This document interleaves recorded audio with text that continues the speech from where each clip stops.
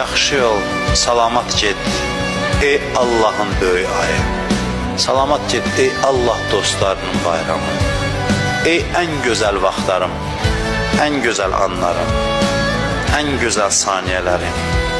Salamat gedin ey Ramazan ayının gündəlik duaları. Salamat gedin ey səhər vaxtları. Ey o başlana oyandığım saatler. Ey ibadet elədiyim vaxtlar. Salamat get ey iftar zamanları, ey iftar vaxtları. Salamat qal ey ruhumu göylərə qaldıran ay. Ey məni dünyadan qoparıb cənnətə aparan ay. Axırıncı xahişimdir səndən, ay mübarək Ramazan ay. Qiyamət günü məndən şikayət eləmə. Qiyamət günü məndən şikayət eləmə. Demək ki, mənim haqqımı yerinə yetirmədi.